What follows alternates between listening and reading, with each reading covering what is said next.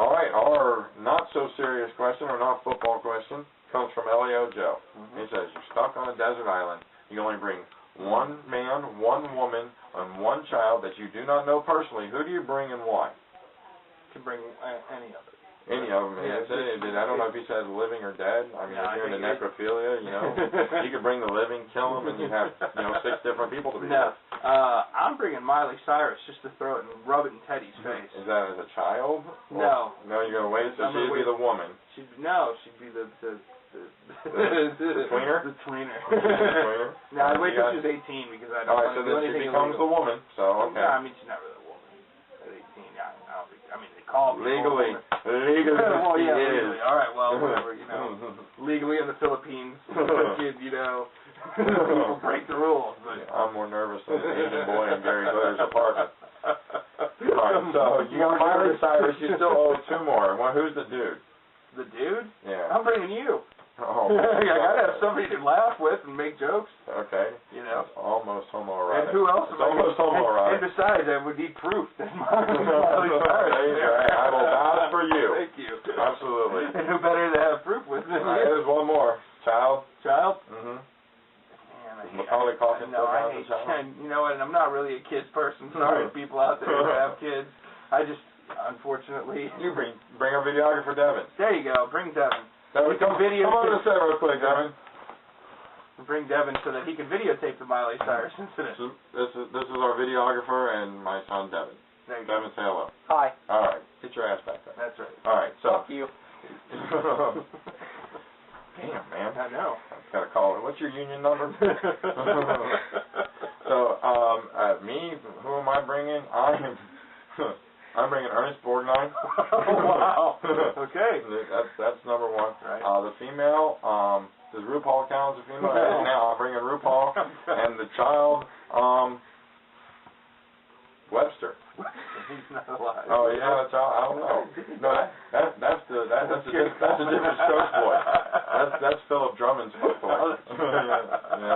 What you talking about, Mr. Drummond? Anyway, no, he fell at home and died. Yeah. So he wasn't pushed. He wasn't pushed at all. So I don't know. As far as kids go, I mean, I'd bring Devin too because he's a cool kid to hang out with. So there you go. There you go. Those are your answers. Thanks a lot for the questions, and I'll catch y'all next week on the SCP and the That's right. Wow. Time now for our game previews for week number 12. For the games coming up, we like to take a look at some of the best games across the country. It might not be the highest ranked teams playing each other, but we think they're games of interest.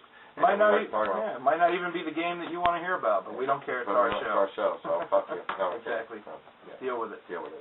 All right, so we're going to start off with 2 unranked schools, but it's a big game as far as the ACC goes. It's huge. Florida State at Maryland.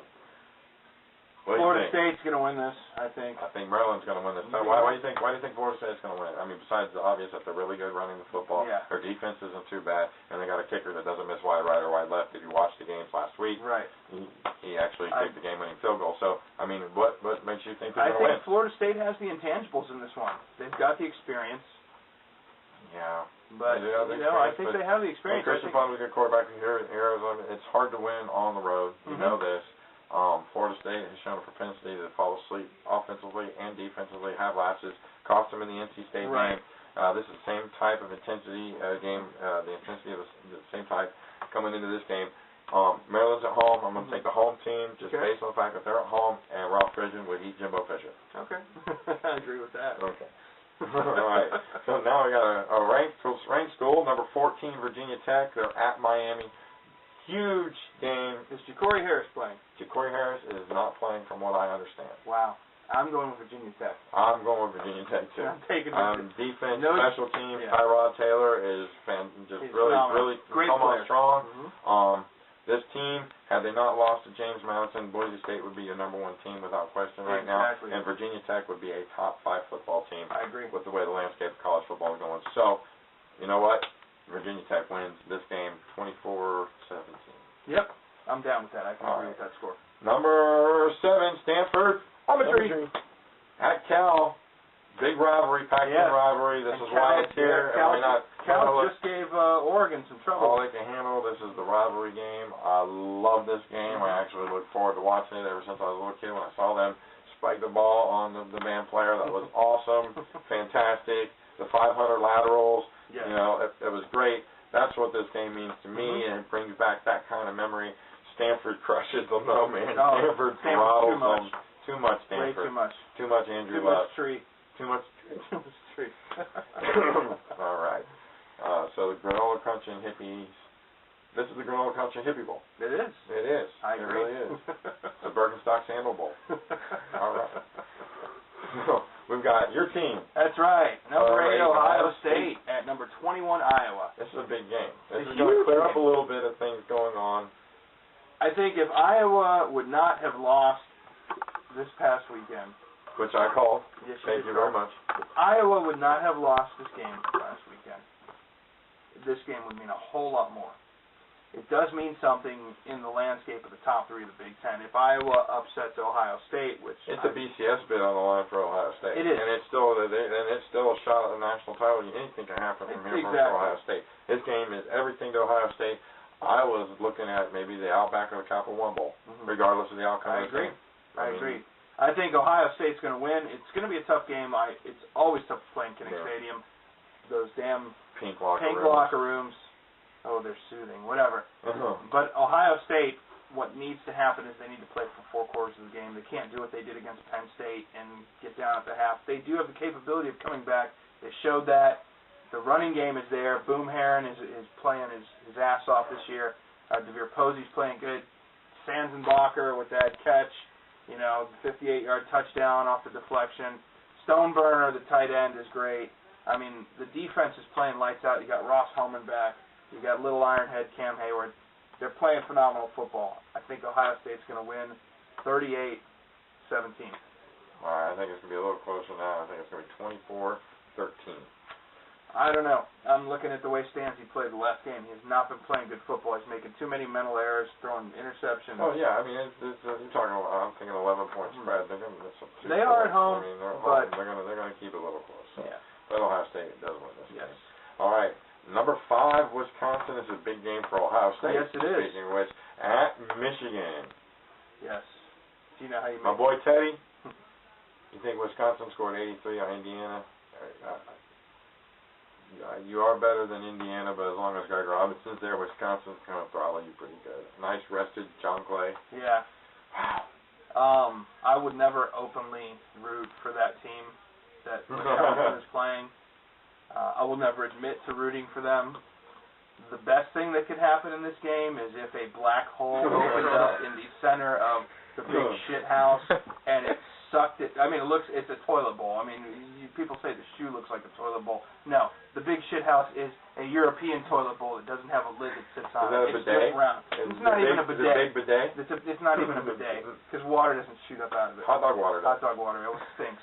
Anyway, Michigan is going to lose this game. They're going to get pounded into the ground. The big bidet. In the big bidet. You know how to make Michigan cookies? Put them in a big bowl and beat them for 3 hours. No, Florida doesn't know that recipe. No, they don't. They burn the cookies. But Ohio State's known that recipe for the last 6 years. Prepare for next week, which is hate week, when it's going to be 7. Yeah, he'll be even angrier. Oh, yeah. All right, and now a special game preview. That's right. To end the show. So, preview of something going on here at home. Something going on here in the grand city of Orlando. It's called the Florida Classic. That's right. It pits the MEAC teams of Bethune-Cookman College, who is now ranked number 2 in the FCS, in our FCS poll, and Florida A&M University, the Rattlers. The Rattlers. The Rattlers who won the inaugural 1AA title game back in 1978 over the University of Massachusetts. Yes. This is a big clash. They've been playing for years and years and years, but since 1978 they decided to make it the Florida Classic. Yes. And they had the games had grown so big that both schools' home fields could not support the amount of people that came out to see the team play and to see the bands, because the bands are absolutely fabulous. Florida A&M is hands down one of the best bands. Just Google them. Google them. You just Google them. Check them out on YouTube. God. I mean, they're phenomenal. Bethune-Cookman is not bad either. No. But Florida A&M is top notch, and these two bands go at it, and the football teams go at it, and it's good football. And this year is a huge implications on the line. Florida A&M only has one conference loss. Bethune-Cookman College undefeated. Yep. Huge game. The bands are looking good. The football's looking good. The place is sold out. Not an empty seat in the stadium. I tried to get tickets. Can't. There's going to be tons of good food. Oh yeah, man. Some of the best food out there. Soul food. Barbecue too. Great barbecue. Bethune-Cookman wins this game because that team is that damn good. Yes, It's going to be close, but they're going to win this game. It's going to be 37-24. Bethune-Cookman wins and continues their march towards. I think it's going to be. playoffs. I think it's going to be 35-28. It's going to be won by a touchdown by Bethune-Cookman. I'm agreeing with you. I think Bethune-Cookman wins it. Hats off to both schools. They're phenomenal programs. And like I said, if you get the opportunity, it's going to be on television. You guys check it out. It's a great time. It's really good football, and it's something that I think everybody should at least witness one time before it finds. And if anything, at least try. I think they do televise the halftime show. If you can't watch the football game, try and record it. Watch the halftime show because these bands, hands down, are outstanding. Some great kids, some great musicians. They play really well.